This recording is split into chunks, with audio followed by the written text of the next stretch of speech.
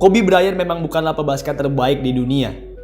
Gelar pebasket terbaik itu dipercaya oleh banyak orang dipegang oleh Michael Jordan atau LeBron James.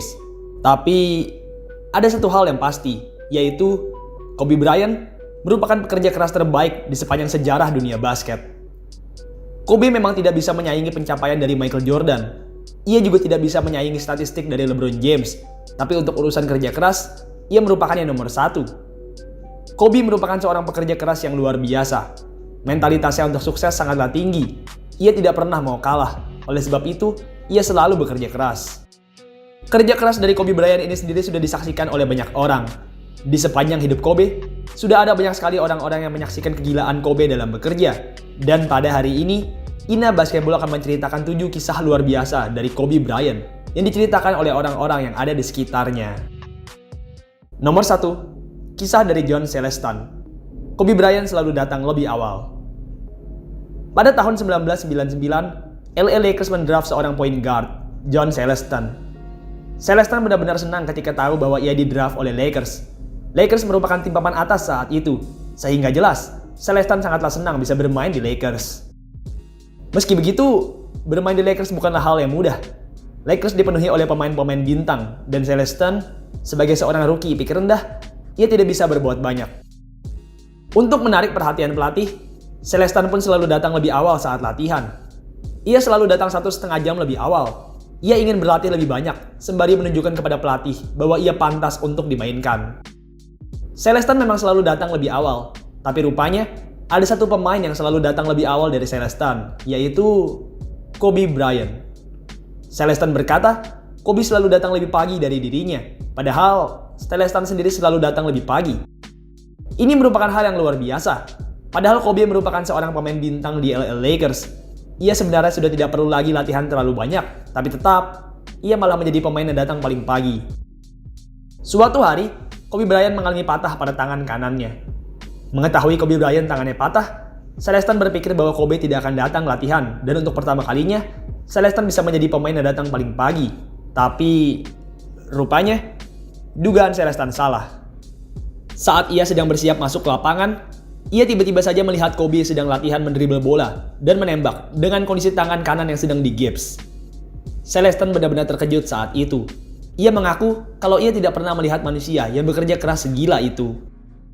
Suatu hari di musim 1999-2000, Lakers mengalami badai cedera. Dan akhirnya, Coach Phil Jackson pun berkata kepada Celestan kalau ia akan memainkan Celestan di pertandingan selanjutnya. Celestan benar-benar senang saat itu. Ia jarang sekali dimainkan, oleh sebab itu, kesempatan emas ini benar-benar membuat hatinya senang. Mengetahui kalau ia akan dimainkan, Celestan pun tak lagi datang lebih awal saat latihan. Ia datang sesuai jadwal, karena ia tahu datang lebih awal atau tidak, ia akan tetap dimainkan. Jadi, di latihan berikutnya, Celestan pun datang sesuai jadwal. Tidak lebih pagi seperti biasanya. Sesuai jadwal. Di saat berlatih, Kobe Bryant, pemain yang selalu datang lebih pagi darinya, mendatanginya dan berkata, "Hey, jadi karena kamu akan dimainkan, kamu tidak lagi datang lebih awal?" Celestan merasa terpukul mendengar kata Kobe Bryant. Ia merasa malu karena ia tak lagi datang lebih awal hanya karena mendapatkan kesempatan bermain. Oh ya, ngomong-ngomong, Celestan sendiri akhirnya berhasil meraih juara NBA di musim 1999-2000. Musim juara 1999-2000 tersebut juga merupakan musim pertama dan terakhirnya di NBA. Usai bermain di NBA, Celestan masih bermain selama 5 tahun lagi sebagai pemain basket mancanegara. Usai pensiun dari basket mancanegara, Celestan pun memutuskan untuk kembali ke Amerika dan meniti karir sebagai seorang broadcaster. Celestan mengaku bahwa waktu-waktunya di NBA memang tidak terlalu indah. Ia hanya menjadi seorang pemain bench yang sangat jarang dimainkan. Meski begitu, ia sangat senang karena ia bisa bertemu Kobe Bryant. Ia berkata bahwa Kobe Bryant membuatnya selalu termotivasi untuk bekerja keras. Ia berkata bahwa bertemu Kobe Bryant merupakan hal terbaiknya selama ia bermain di NBA. Nomor 2, kisah dari Jerry West. Kobe Bryant, anak 17 tahun bertalenta yang gila kerja. Jerry West merupakan salah satu tokoh basket terbaik di dunia. Tidak hanya hebat sebagai pemain, tapi ia juga hebat sebagai orang di belakang layar. Ia terbukti sudah banyak membuat keputusan-keputusan tepat, seperti mendraft Kobe Bryant, membantu menyusun dinasti Warriors, mendatangkan Shaq ke Lakers, dan masih banyak lagi. Dari segala keputusan cantik yang pernah ia buat, menurutnya, yang terbaik adalah melakukan trade demi mendapatkan seorang anak berusia 17 tahun, Kobe Bryant. Kobe Bryant baru berusia 17 tahun saat ia di draft. Meski begitu, West sangat yakin kalau Kobe merupakan pemain terbaik di angkatan draft tersebut. West melihat bahwa Kobe mempunyai talenta yang luar biasa. Meski baru lulus SMA, tapi Kobe punya skill serta keberanian yang luar biasa. Kobe juga punya etos kerja yang sangat bagus. West berkata bahwa Kobe selalu datang berjam-jam lebih awal di saat ia menjalani pre-draft workout dengan Lakers. West juga berkata bahwa Kobe selalu menunjukkan semangat kerja yang tinggi selama pre-draft workout.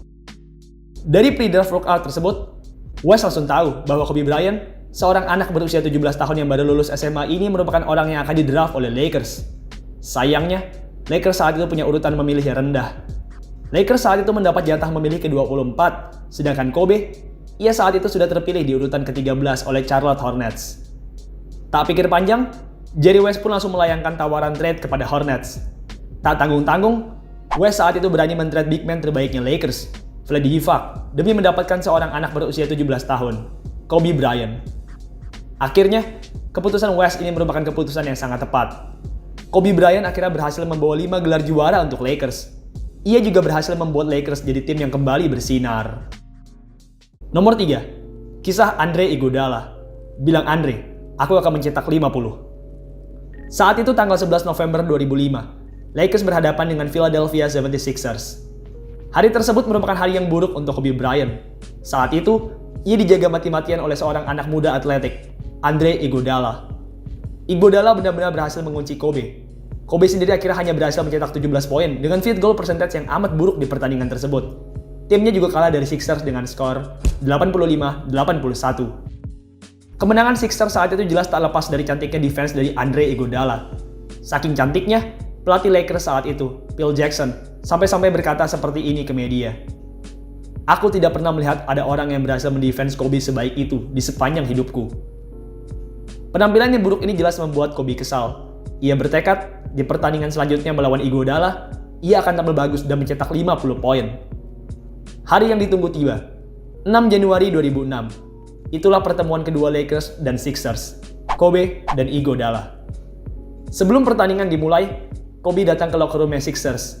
Ia berkata, "Hey, mana Andre?" Andre Iguodala saat itu kebetulan sedang tidak ada di locker room, dan saat itu hanya ada teman setim Iguodala saja di locker room. Mengetahui Andre Iguodala tidak ada di locker room, Kobe pun berkata, "Hey, titip salamku kepada Andre. Bilang kalau aku akan mencetak 50 poin." Benar saja, Kobe tampil menggila di pertemuan keduanya dengan Iguodala tersebut. Kobe saat itu mencetak 48 poin. Timnya menang dengan margin yang amat jauh, yaitu 119-93.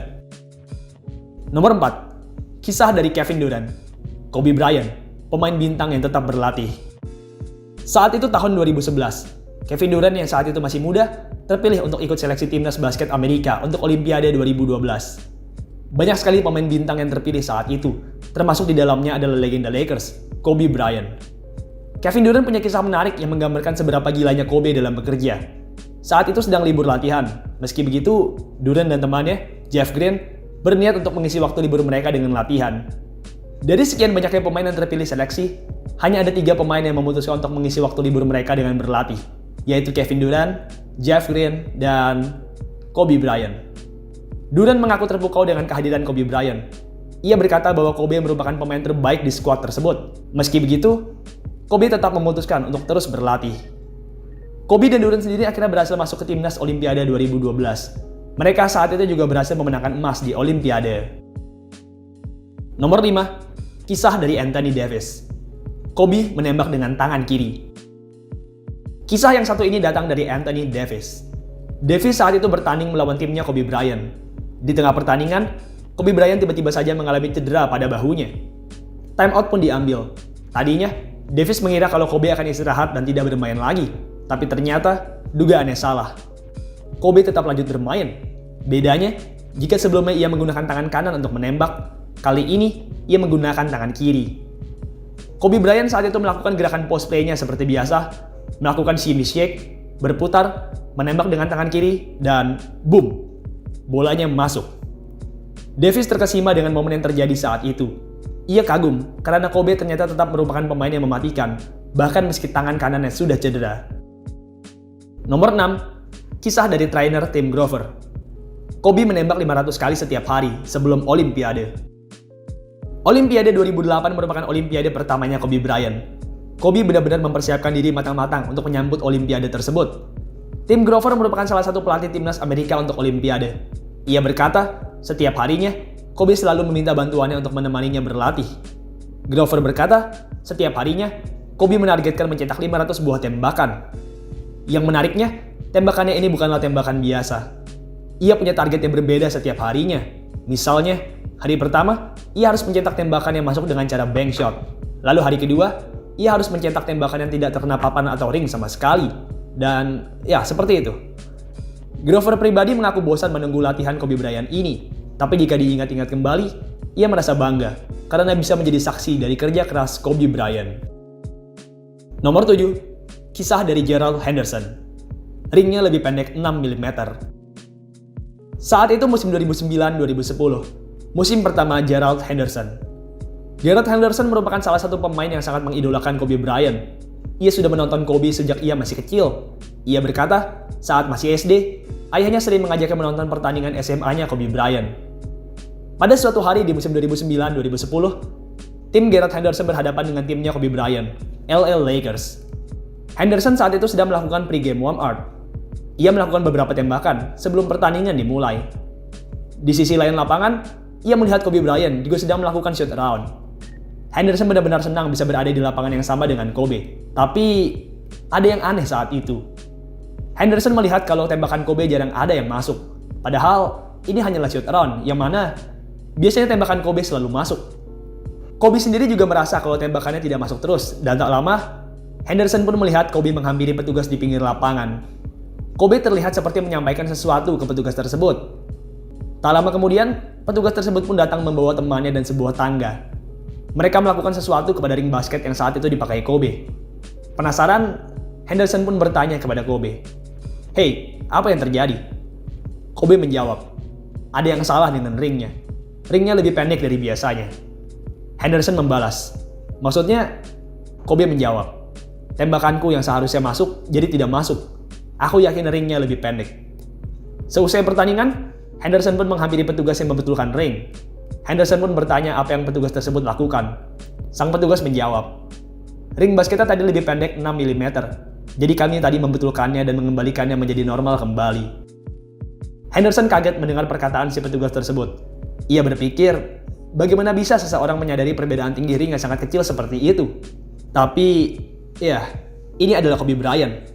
Ia menembak lebih sering dari yang lain, sehingga jelas ia tahu ketika ada perbedaan pada ring basket. Bahkan meski perbedaan itu hanya sebesar 6 mm. Baiklah, itulah tadi 7 kisah luar biasa dari Kobe Bryant. Sebenarnya, masih banyak kisah-kisah luar biasa yang diceritakan oleh orang-orang di sekitar Kobe Bryant. Dan di video ini, Ina Basketball hanya menampilkan sebagian kecil dari kisah luar biasa Kobe Bryant. Baiklah, sekian video pada hari ini. Terima kasih buat kalian yang sudah menonton. Dan sampai jumpa di video selanjutnya.